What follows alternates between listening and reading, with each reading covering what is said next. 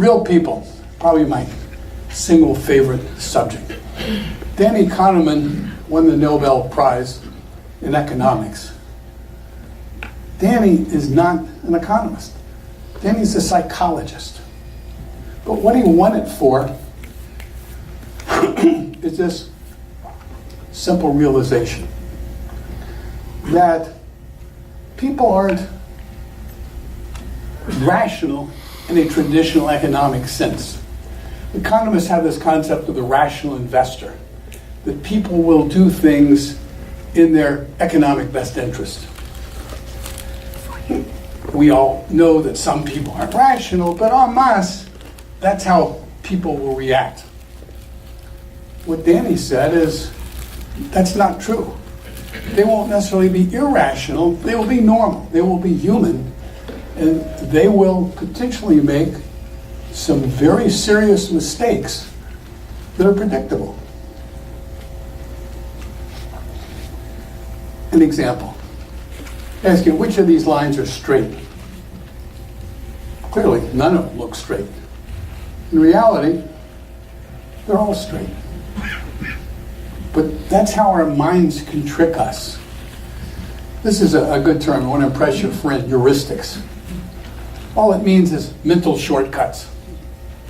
We live in a very complex world.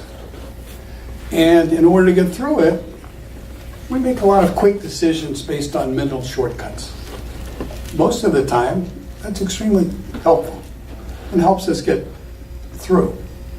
Problem is, occasionally, it can be very misleading, particularly in the investment universe. So for example, overconfidence. If I ask y'all, and I won't make you do this, but how many in the room, children or grandchildren above average, my guess is probably 100% of you would put your hands up. Lake Wobegon, all the children are above average. Well, clearly, that can't be the case. If I give a talk to, 300 financial planning practitioners, I say, how many, just by a teeny bit, think you're better than the average of the room in what you do professionally? 100% of the people put their hands up. We tend to be overconfident. How's that going to get you in trouble in the investment universe?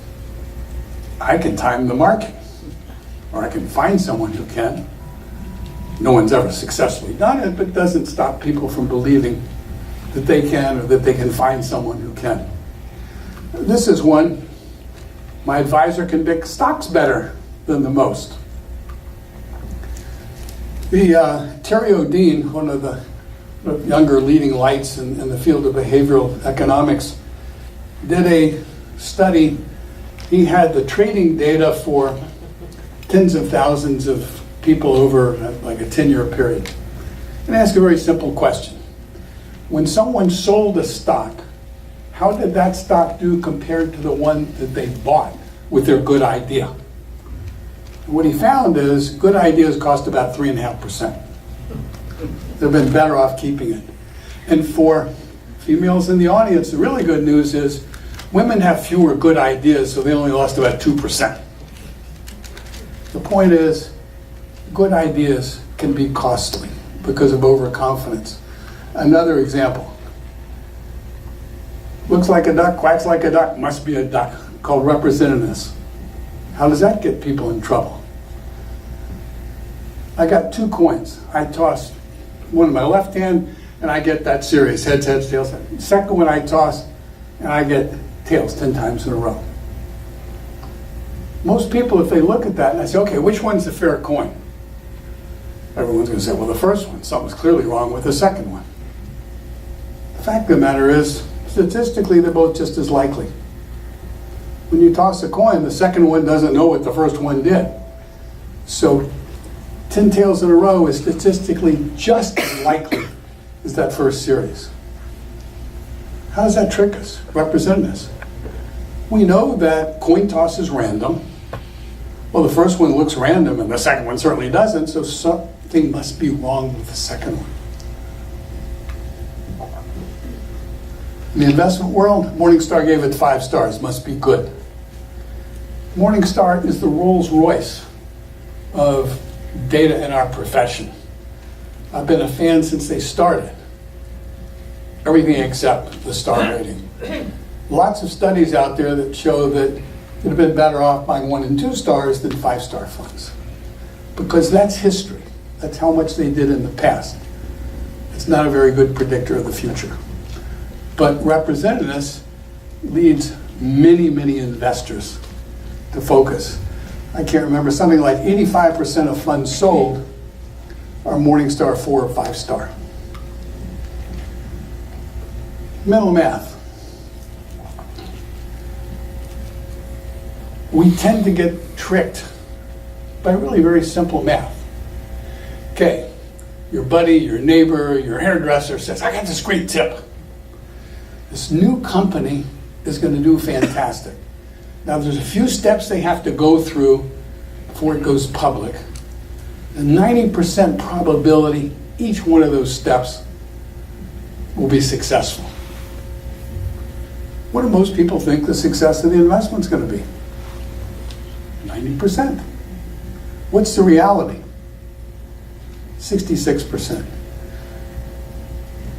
To calculate the probability of the likelihood of success is 0.9 times 0.9 times 0.9.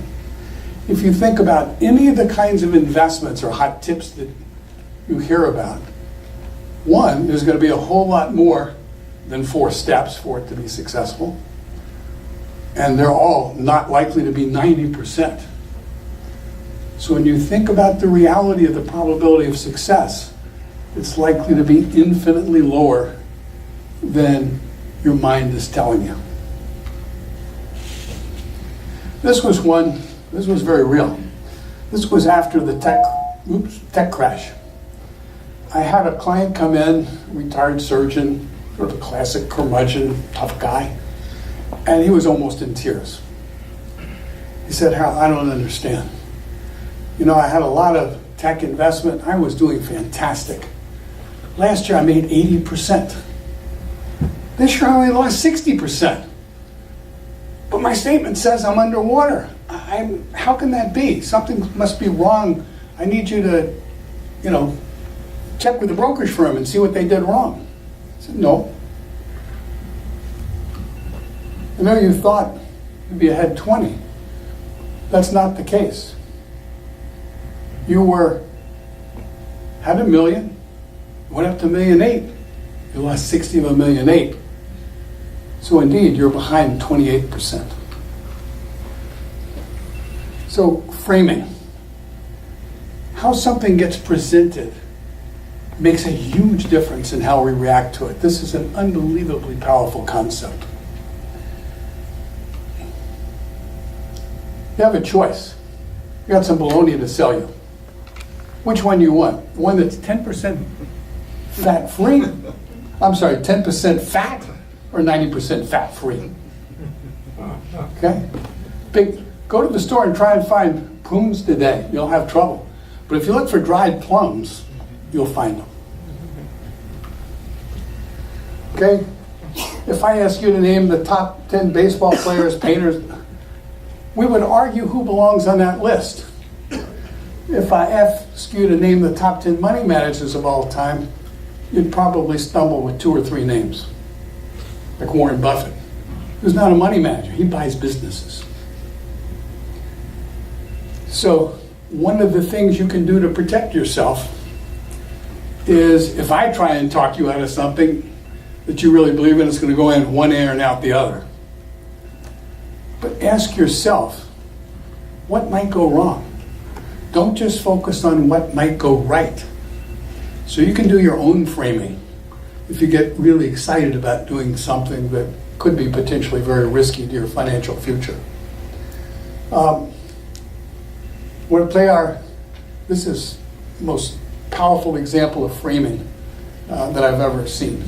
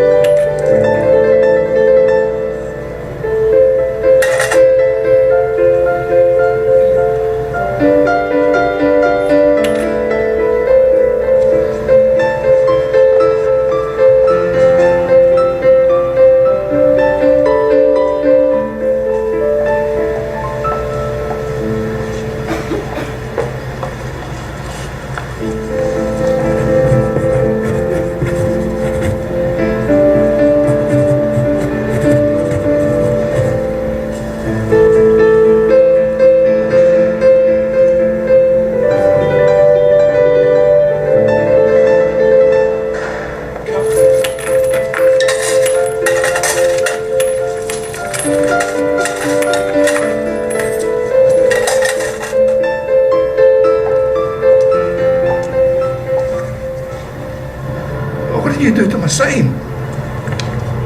I wrote the same, but in different words. Thanks, love.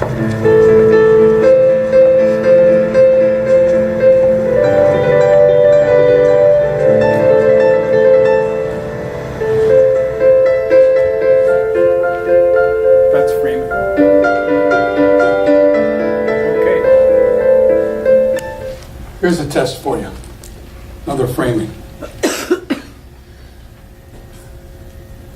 You walk into Vegas, and as you walk through the door, balloons fall down, band strikes up, people are standing around cheering. Gentleman walks up to you in a beautiful tuxedo. One arm is stretched out and there's money to the ceiling on it. The other one, he's got a brown paper bag. You win. You're a 10 zillionth customer and you win. It's Vegas, you get a choice.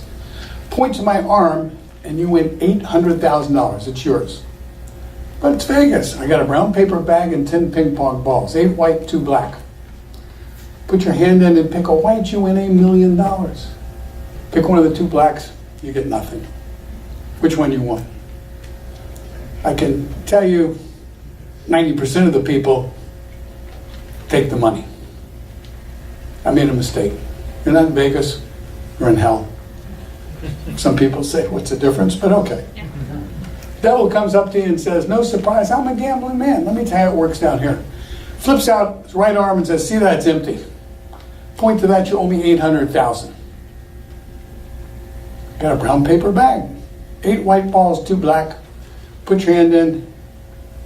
Pick a white, you owe me $1 million. Pick 1, 2 black, you owe me nothing. Most people are going to take a chance. Makes no sense. Exactly the same issue. It's framing. We talk about investors being risk averse. The reality is investors are loss averse. If someone comes and they go to my friend at the brokerage firm upstairs and they've been conservative investors, they're very likely to be told, oh, we got to make you some money here. We got to put some money in the market. And they may very well walk out. When they come in and talk to us, we may end up making exactly the same recommendation. But if, as financial planners, we recommend that someone invest more in the market perhaps than they have in the past, it's not because we're trying to make them rich. We're trying to make sure they don't get poor.